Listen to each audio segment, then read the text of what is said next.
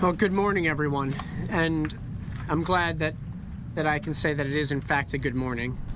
And the reason that I can say that is because thanks to the incredible, heroic work of the good men and women of our New Jersey Forest Fire Service, folks' homes and lives have been saved, and we've truly averted a major disaster. Now, this wildfire is not under full and complete control.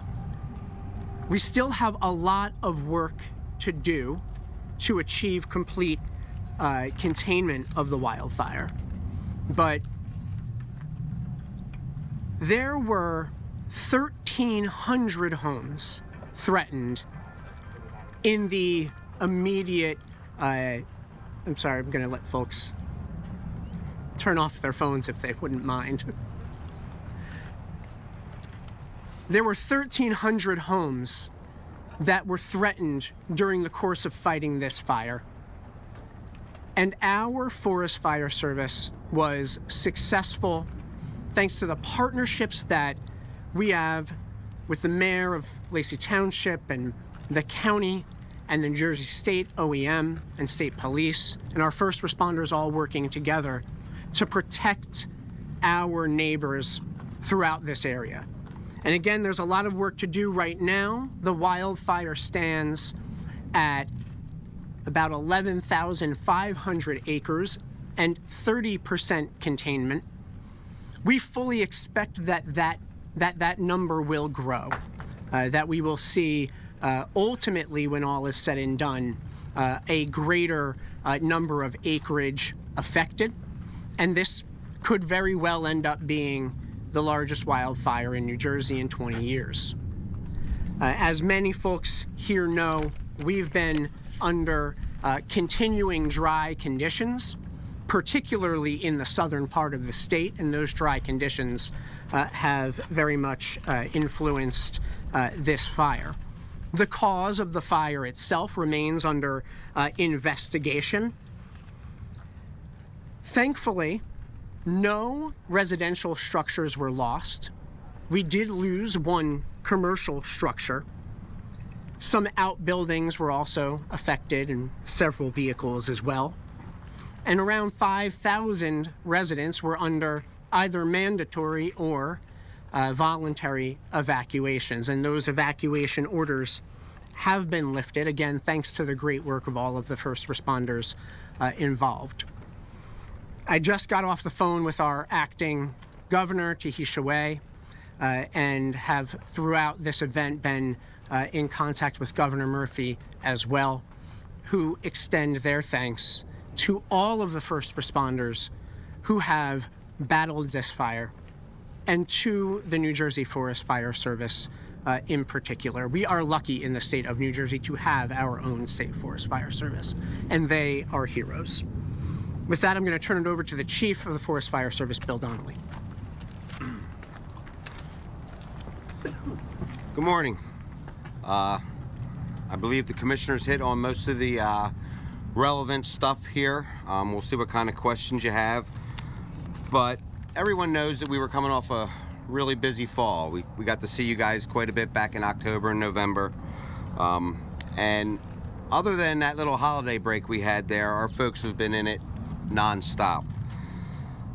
This time last year, we were at 310 wildfires for a total of 315 acres burned.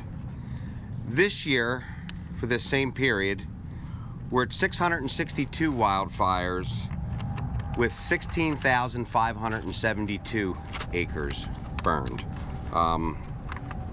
Just an update on the fire we had down in Vineland, Cumberland County over the weekend.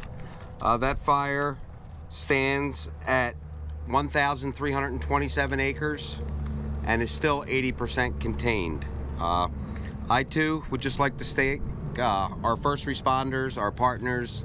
Like you mentioned, we had some folks from DOT, State Police OEM, the local PDs, and at that point there, I'm going to turn it over to Trevor. Trevor's going to tell you what the plan is going forward.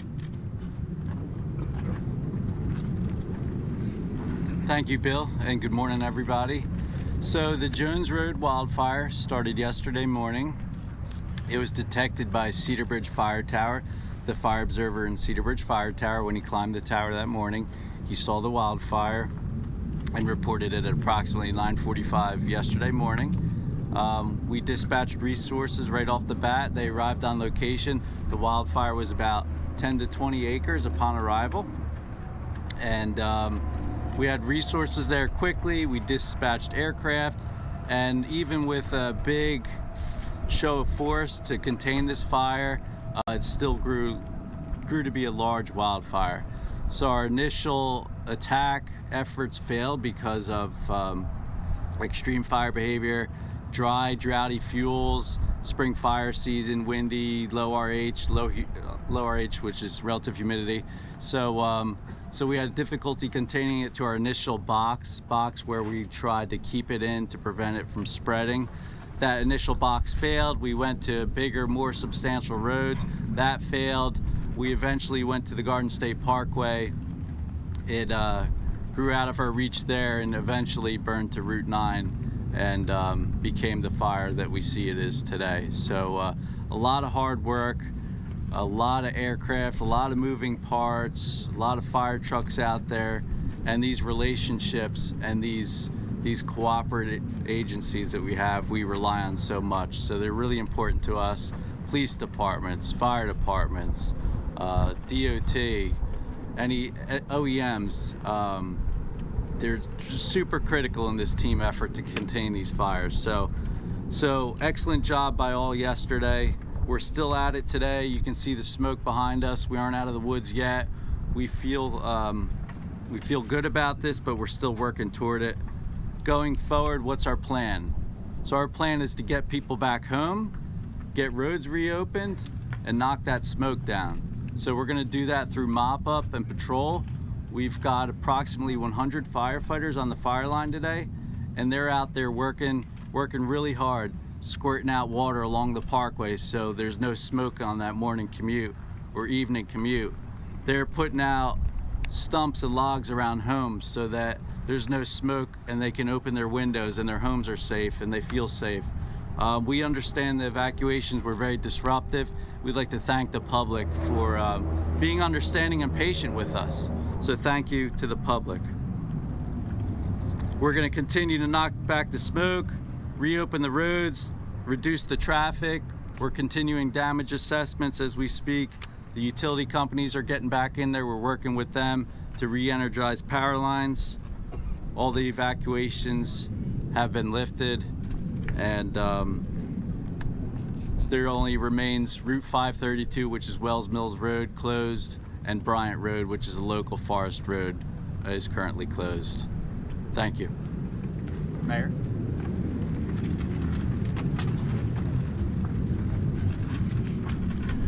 Hey, good morning. I just want to give you an update from the Lacey Township perspective, which was part of ground zero from where we were with the fire. So shortly after probably about 3 o'clock yesterday afternoon, we received word that one of our senior communities, Pheasant Run, was under a voluntary evacuation, and that leads into some special challenges when you're talking about healthcare and seniors and issues that could be immediate. That became mandatory evacuation. We set up a makeshift shelter at our community hall at 15 East Lacey Road, but we had no power. We had no cots, we had no nurses, we had no emergency provisions. But for our upper echelons in the county, Sheriff Mastronardi, Mike Fiore, and of course our Board of County Commissioners, we were able to load the seniors up and assist them get on the bus and bring them to a shelter that was very well prepared, and that was at Manchester High School, some 35-minute drive away. And just so people know, as of this morning, I got a report from Sheriff Mastronardi, Ocean County Sheriff, as about an hour ago, not one single family home was damaged. Not one person was injured. There has not been one loss of life as about an hour ago. So There's too many people to thank. Commissioner LaTourette, our 9th Legislative District, Prosecutor Billheimer, everybody working shoulder to shoulder. And last night my phone was blowing up.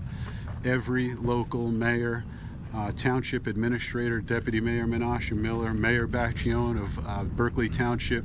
Pete, what do you need? Pete, how many firemen can we get down there? And I got a video texted. I thought it was a parade, and it was Lakewood sending a row of emergency vehicles down here in accordance with OEM. Our police and our fire have worked in such tight unison. I am absolutely in awe of them. Again, to report to you that there has been no loss of life with the thousands of acres. Our township, and I'm just the face of our committee on behalf of all of us, with all of these gentlemen and ladies behind me who are very high-ranking officials. I'm extremely grateful to be a small link in that chain and to provide these services to our residents. God is good, folks, and thank you all. Thank you all for this assistance. God bless you all. JCPL.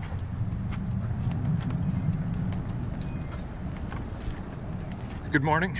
First, we'd like to thank our customers for their patience and understanding during this event. We recognize that any power outage is challenging, and in a situation as stressful as this fire and the past 12 to 24 hours have been, we really appreciate their patience and understanding.